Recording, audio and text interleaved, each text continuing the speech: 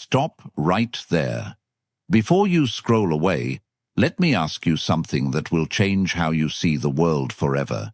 Do you think being good keeps you safe? Do you believe that kindness protects you? That generosity builds loyalty? That honesty earns respect? If you answered yes to any of these questions, you're about to discover the most dangerous lie society has ever told you. The biggest mistake people make is believing that being good means being safe. But here's the brutal truth. Goodness is like fire. It burns through everything you've built. Your relationships, your career, your dreams, everything. Niccolo Machiavelli. Yes, Niccolo Machiavelli figured this out. He watched good leaders fall. He saw kind rulers destroyed. He witnessed generous people betrayed by the very ones they helped. And he wrote it all down. Today, I'm going to share his hidden truth with you, the shocking cost of goodness that nobody talks about. In the next few minutes, you're going to learn why your goodness is actually making you weak, why people don't respect your kindness, they exploit it, and most importantly, how to transform goodness from your greatest weakness into your most powerful weapon. But first, let me be clear about something. I'm not telling you to become evil. I'm not asking you to hurt people. What I'm showing you is how to be good strategically, not blindly. Because the reality is, in a world full of wolves, being a sheep gets you eaten alive. Now, I want you to drop this affirmation in the comments. I choose strategic goodness. From today, everything changes. You will no longer use goodness blindly. You will use it strategically. In this video, we'll uncover why goodness doesn't always protect you. In fact, it often destroys you. And we'll see exactly how to transform it into a source of real power. Let's start with the first shocking truth. Number 1. Goodness as exposure. Think about the kindest person you know. Now think about this. Are they truly respected? Or are they the person everyone calls when they need something? But truth is, being good makes you vulnerable, not secure. When you're consistently kind, people start seeing you as predictable. They know you won't fight back. They know you won't say no. They know they can push you around because you're too nice to do anything about it. You become the office doormat, the friend who always pays for dinner, the family member who always says yes to helping, even when it hurts you. Let me tell you about the person. He was the best team manager I ever met. He always helped his team, always covered for them, always put their needs first. Guess what happened? They promoted someone else over him. Why? Because nice people don't look like leaders. They look like servants. People don't respect your goodness. They exploit it. Think about it. When someone is always available to help, their help becomes worthless. When someone never sets boundaries, people will keep crossing them. When someone never shows teeth, people assume they don't have any. Your goodness becomes your weakness because it signals to the world that you can be taken advantage of. Machiavelli once said, "The lion cannot protect himself from traps, and the fox cannot defend himself from wolves. One must therefore be a fox to recognize traps and a lion to frighten wolves."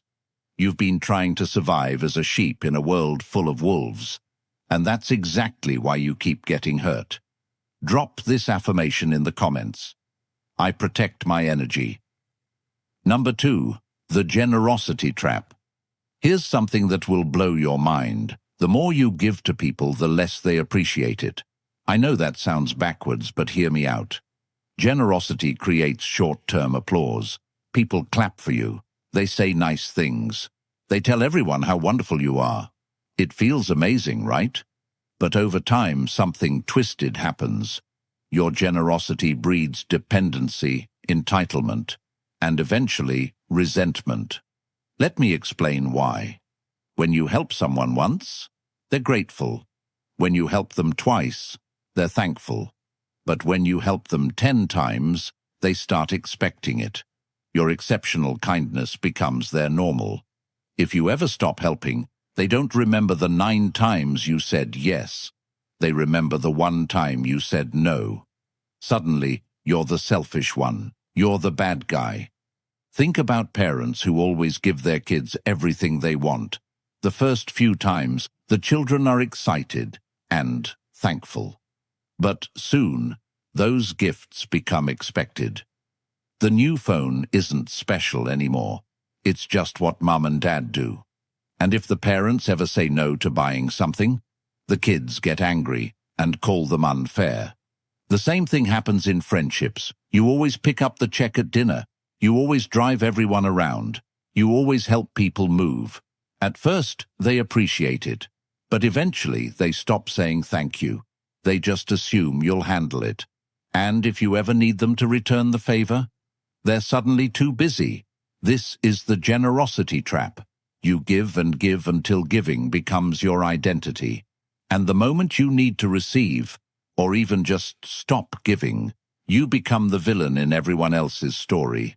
Your constant generosity doesn't build loyalty. It builds addiction. People become addicted to your giving, and like any addict, they get angry when their supply is cut off. The psychological truth behind this: humans have something called hedonic adaptation. We get used to good things quickly. What once felt special becomes normal. What once felt generous becomes expected. So your repeated acts of kindness actually lose their power over time. They become invisible. People stop noticing them because they're so common.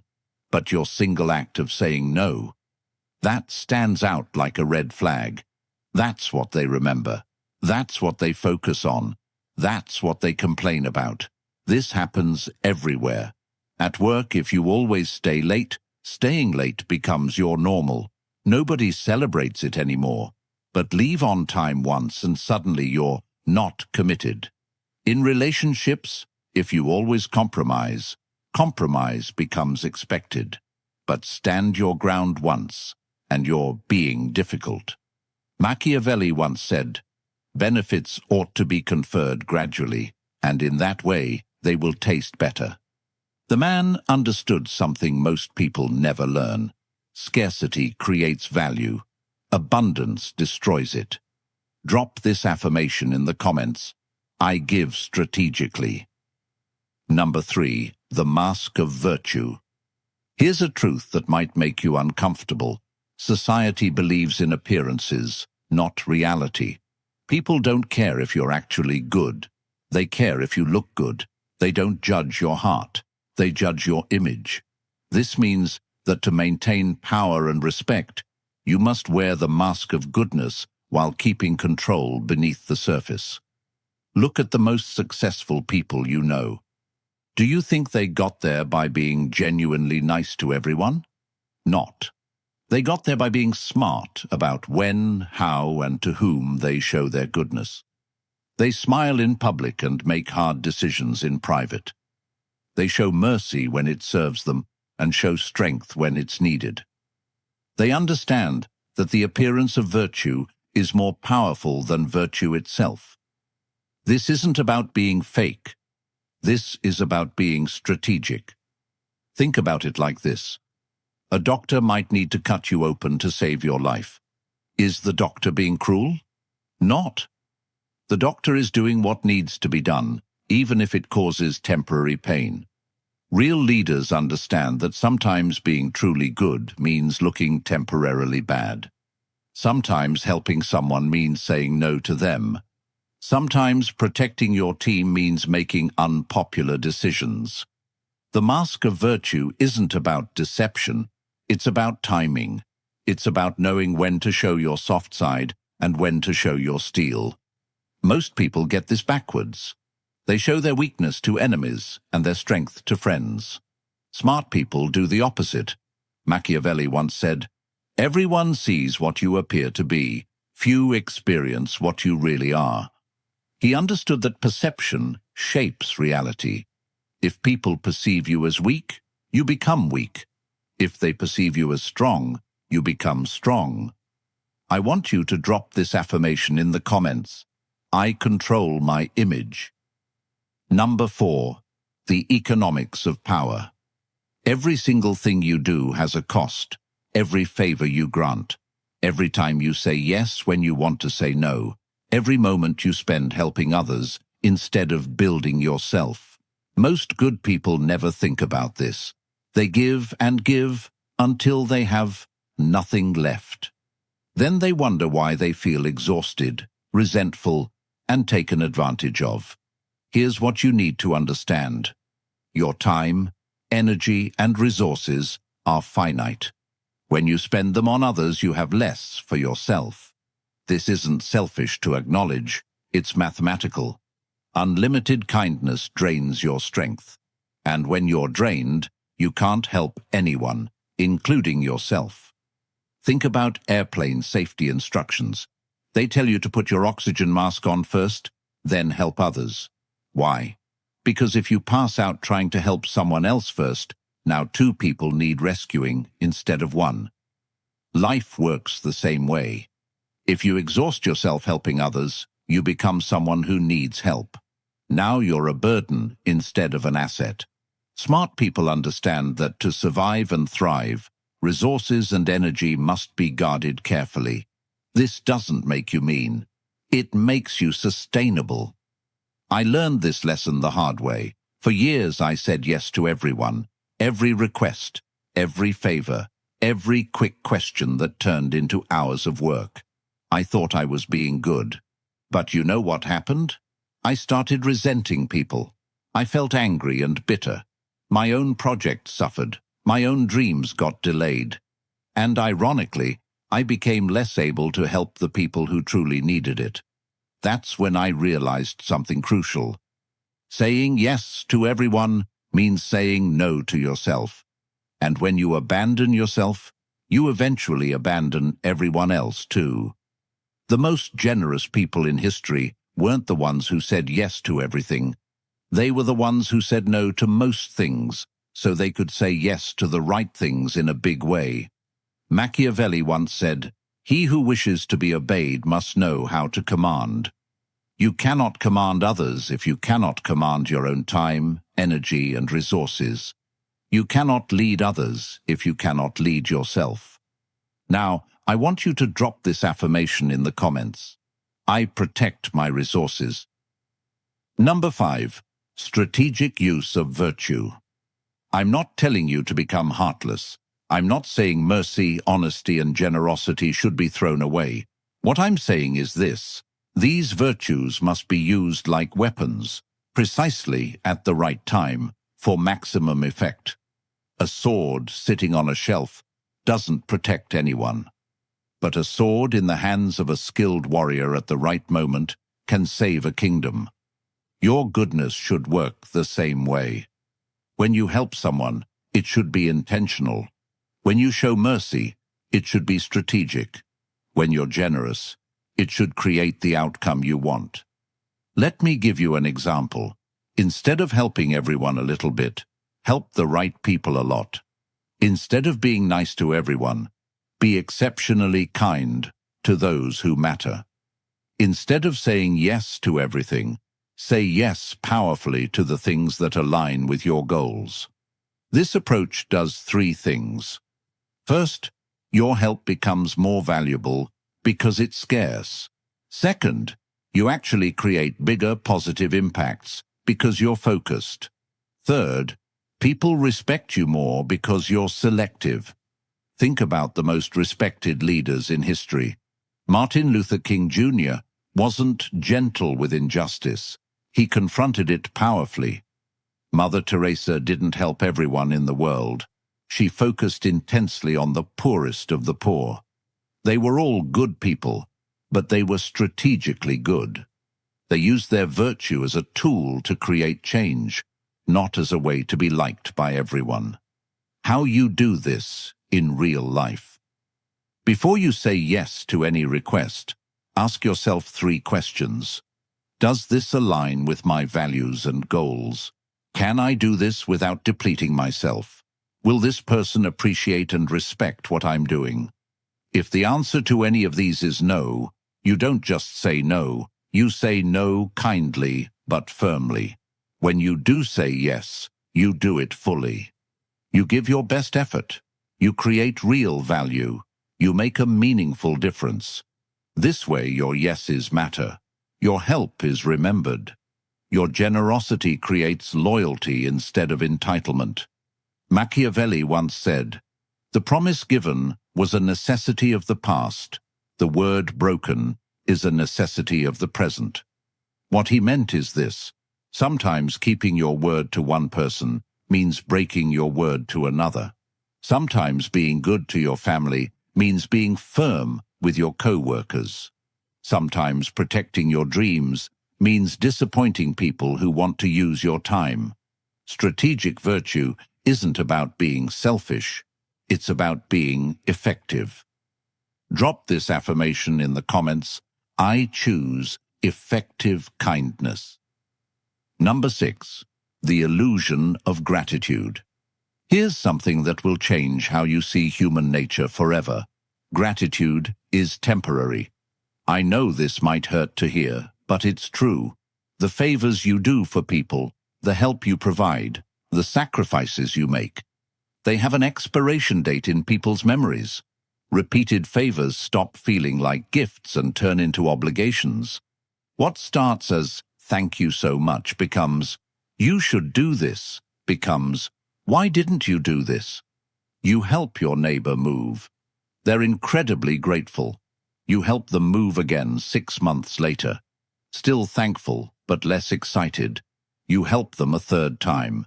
Now they just expect it. The fourth time they need to move, they don't even ask. They just assume you'll help. And if you can't, suddenly you're the bad guy. This is human psychology. We adapt to good treatment. We take it for granted. We start seeing exceptional kindness as normal treatment. In the end, people remember the advantage they got from you, not the kindness you showed them. This pattern repeats everywhere. In relationships, workplaces, friendships, and families, the person who always says yes becomes the person everyone expects to say yes. The reliable helper becomes the automatic choice for every problem. And when that person finally sets a boundary or says no, they're treated as if they've betrayed everyone's trust. The more consistently kind you are, the less your kindness is valued. The more available you make yourself, the less special your availability becomes. The more you give without asking for anything in return, the more people assume your giving comes without cost to you. This is the illusion of gratitude. We think that doing more good things will make people more grateful, but actually, it makes them less grateful because they expect more good things. The people who appreciate you most are often the people you help least frequently. The people who take you for granted are usually the people you help most often. This doesn't mean people are evil. It means people are human. And humans naturally adjust their expectations based on their experiences. Understanding this psychological reality doesn't mean you should stop being kind or helpful. It means you should be strategic about it. Set boundaries. Make your help conditional sometimes.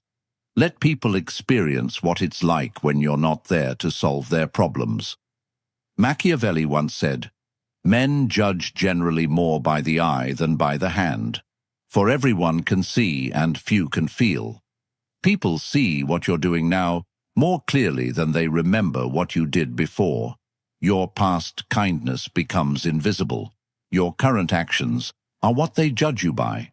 Drop this affirmation in the comments. I create lasting impact. Number 7. Results over intentions. The world judges outcomes, not motives. You might have the purest heart in the world. Your intentions might be golden. But if your actions don't create the results you want, none of that matters. History doesn't remember people who meant well. It remembers people who got things done. Let me ask you something. Would you rather be remembered as someone who was really nice but didn't accomplish much? Or someone who might have seemed tough but actually made the world better? Most people choose the first option because it feels safer. But here's what they don't realize. Being remembered as just nice means being forgotten entirely. You see, there's a brutal but undeniable truth. Sometimes being truly good means doing things that don't look good in the moment. Surface-level kindness often creates temporary comfort, while tough decisions create lasting impact. A parent who disciplines their child isn't being mean. They're being good by teaching the child important lessons. A teacher who gives tough grades isn't being cruel. They're preparing students for the real world. A boss who sets high standards isn't being unreasonable. They're helping their team grow stronger. Real goodness is about results, not appearances. It's about creating positive outcomes, not just positive feelings. This is where most good people go wrong. They focus on being liked instead of being effective. They choose comfort over growth. They pick temporary peace over lasting positive change. But here's the truth. If you're not getting the results you want from your goodness, you're not being good enough. You're being nice, which is different. Nice people avoid conflict. Good people resolve conflict. Nice people tell people what they want to hear. Good people tell people what they need to hear. Nice people maintain the status quo. Good people create positive change. The world is full of nice people who accomplish nothing. What the world needs more of is good people who get results. Machiavelli once said, "The end justifies the means." Now, this doesn't mean you should do evil things to achieve good outcomes. What it really means is that your good intentions don't matter if they don't create good results. People don't live inside your heart. They live with the consequences of your actions. So remember this. Real goodness requires courage. It requires you to prioritize outcomes over appearances. It requires you to stop asking, "Will they like me?" and start asking, "Will this actually make things better?" At the end of the day, people won't remember your intentions. They'll remember what you built, what you changed, and what you left behind. Drop this affirmation in the comments. I focus on outcomes. Number 8. Legacy and survival. Let's talk about what really matters, how you'll be remembered and what you'll leave behind. History doesn't honor the merely good. It honors those who survived, endured, and turned their outcomes into greatness. Think about this for a moment. Can you name 5 nice people from history? Probably not. But you can probably name 5 people who created lasting change, even if they weren't always pleasant to deal with.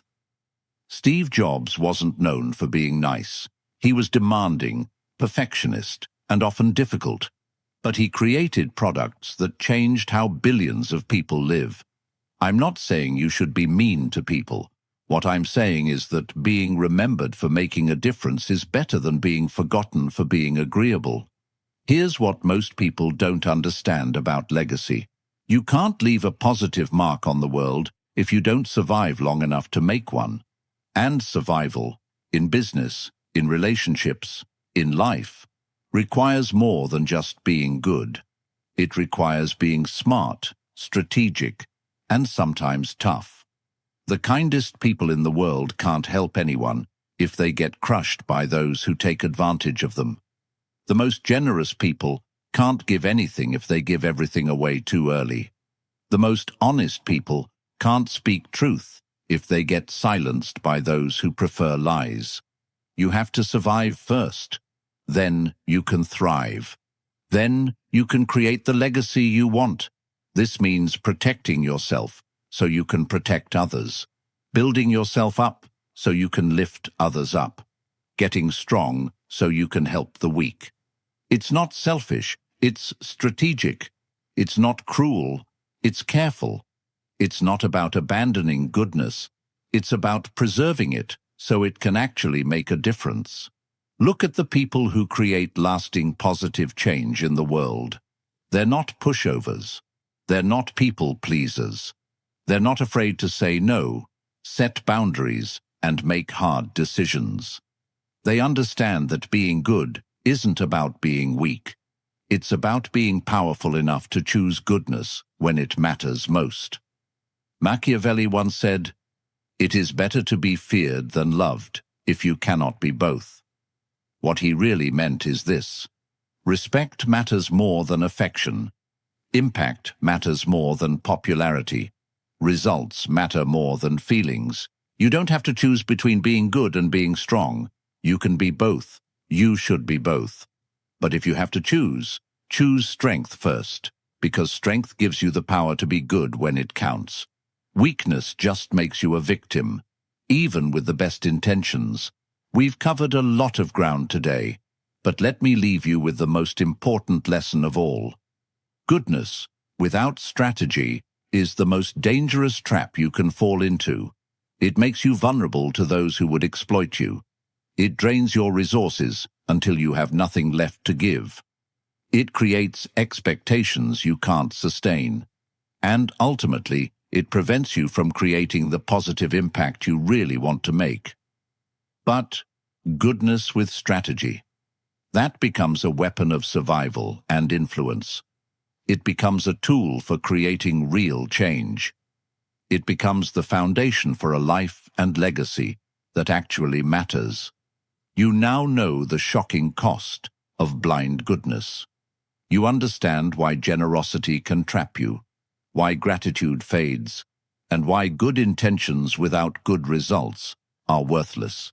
More importantly, you know how to transform your goodness from a weakness into a strength. How to be kind strategically. How to help effectively. How to create outcomes that matter.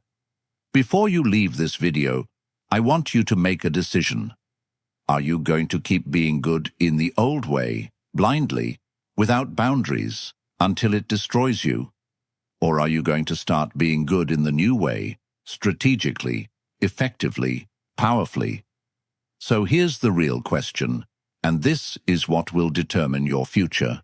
Will you let goodness weaken you, or will you master it and turn it into power? The choice is yours. But now you have the knowledge to choose wisely. If this video opened your eyes to something new, hit that like button. If you want more truth that challenges how you see the world, subscribe to this channel and ring the notification bell. And if you know someone who needs to hear this message, share this video with them. Your goodness is not your weakness. When used strategically, it becomes your greatest strength. Drop this final affirmation in the comments. I master strategic goodness. Remember, in a world full of wolves, don't be a sheep, be a shepherd. Be someone who protects the flock not through weakness, but through wisdom, strategy, and strength. Thank you for watching, and I'll see you in the next video.